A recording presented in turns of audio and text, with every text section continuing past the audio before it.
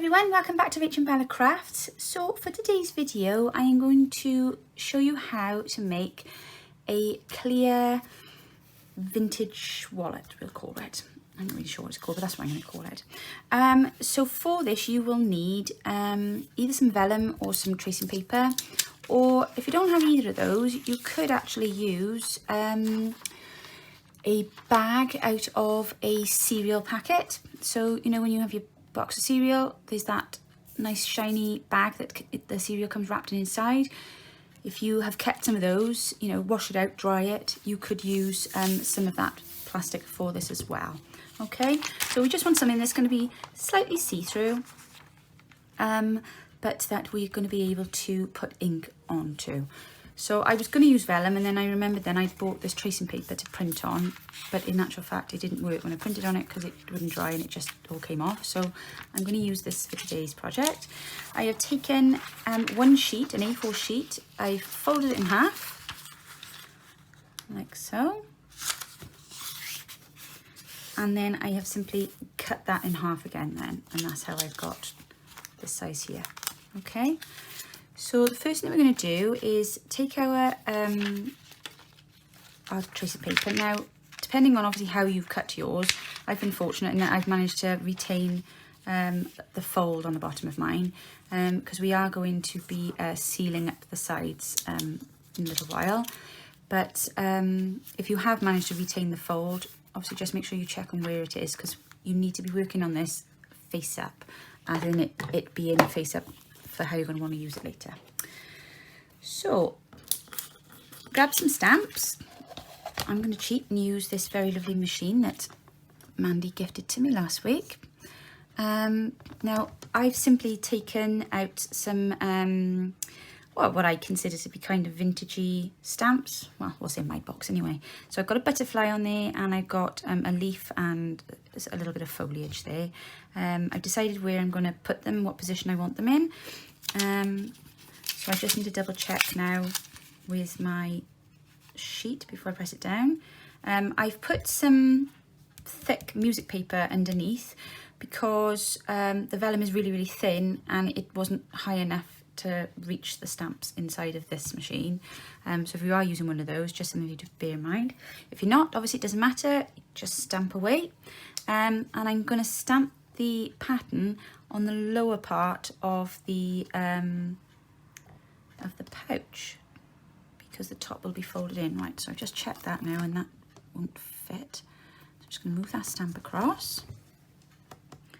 There we are. I just want to make sure that everything is in the frame of your little pouch before you stamp it down.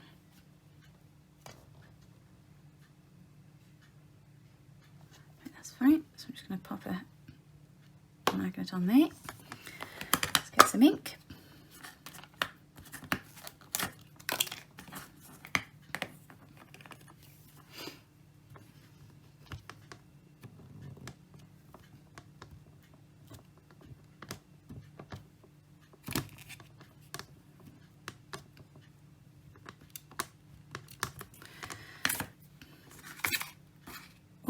All fingers and thumbs this morning. Right, okay, let's see if this works now.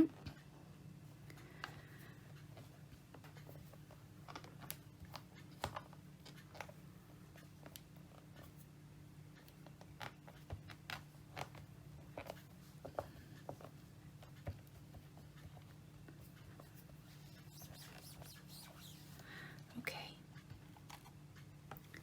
there we go.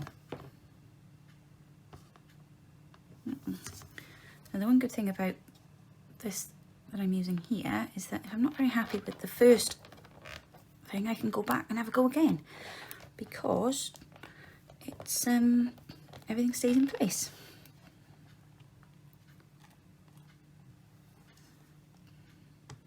Okay, I'm going to take that one off there a sec, because that's fine. I'm just going to try again on this lower bit here.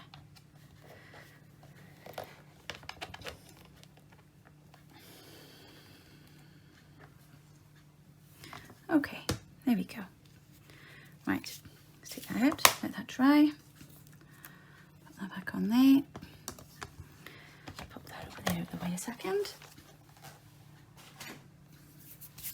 Okay, so obviously we're going to give a little bit of time for our stamping to dry. In the meantime, while that is drying, we're going to go on now and make the fold that goes on the top. So you'll want an old book page.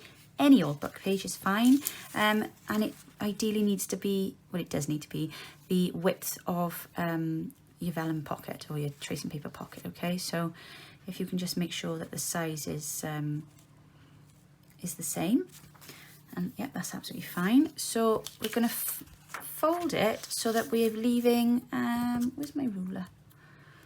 Oh goodness, oh there it is. I was going to say I tidied my desk this morning. You can't see anything then. So we're going to probably want about, what are we going to call it, about 3.5 centimetres, I would say, for the first fold. It doesn't really need to be any deeper than that. I might do 4 actually. Yeah, let's do 4. Okay, and just double check that then by carefully placing the vellum onto it, because it's going to go in that position there like that. So you can see that there's plenty there when you fold that down. That's fine. Now you can either cut that now and just we'll continue with it like that, but I'm going to just try and use up some of my page and make a little bit of an added pocket to the front, because the pocket on the front, I believe, is what's going to hold it shut, because the back is going to be stitched or glued, if you're not sewing, into place, but the front we can't stitch into place because we need to be able to open it to get in and out of our pocket. So I'm just thinking, if we make a little tuck spot on the front, that then will add a little bit of weight and the flap will stay down by itself without the need for additional things like extra paper clips and stuff like that. So if you just do a bit of a backwards forward crocodile fold over that, or concertina is probably a better way of describing it, just do a little fold like that on there. And then I'm going to use my corner cutter because I think it looks quite cool to have the corners cut. So on there. Sorry, another loud noise. They're very noisy, these things, aren't they? I'm not going to cut the tops. So there we are. So that's the back there. That's the bit that's going to be affixed to the back of the pouch. And then this is the front. Ink still drying? Yeah, right, while that's still drying, we will carry on. So I'm just going to ink this now. And then I'm going to add a little bit of a scrappy collage thing to the front. Again, just bear in mind, I'm just thinking it's added weight, and it will then help keep the pocket closed. Obviously don't forget to ink in there.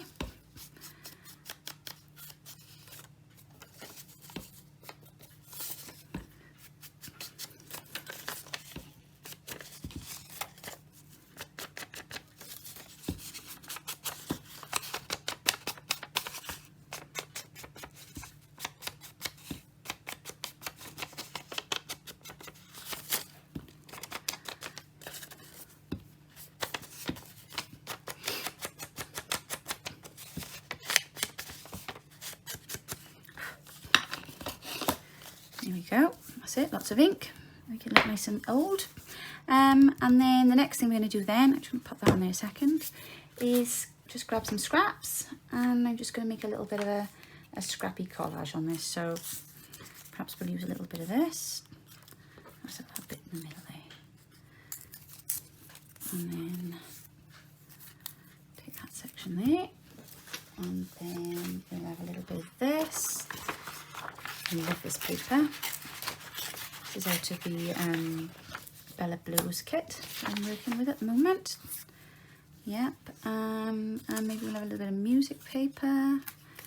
Yep, that'll be ideal. Fingers are covered in ink now. And then perhaps we'll put that on the top then, because it's got the forget-me-nots on there. And I'm going to be adding some forget-me-nots to this page, so that would be cool. So we just ink those bits up there. And then we can make a nice little scrappy collage on the top. Who doesn't make a scrappy collage, eh? Certainly helps us get rid of all those extra bits and pieces. Okie dokie, so I just add a little bit of glue. I'm just trying to decide now how to put these on there. So perhaps like that. Oh, I've got itchy nose. And then maybe like that. And then maybe like that.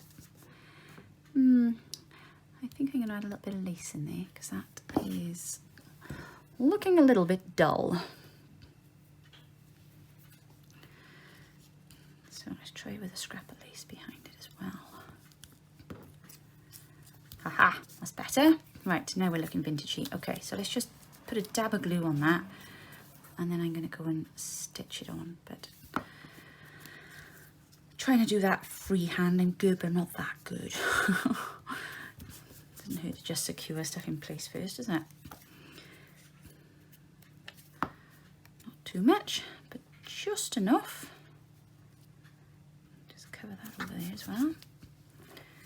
And put a bit on here.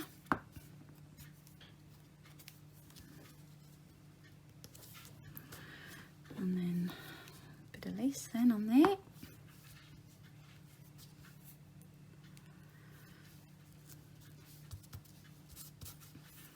And then we'll have these lovely floral words here then, telling us about the forget-me-nots.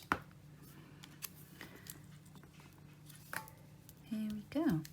Okay, so that's now ready for me to stitch. I'm going to just nip over to the sewing machine and stitch this and stitch around the outer edge of that, and then we will be ready then to fix it to our pocket. Won't be a moment. Okay, so there we go. These are the finished products. So what I've simply gone and done is I've put a little running stitch just where the cluster of paper is on the front. So I still have a little pocket in the front of there. There we go. And the same with this one.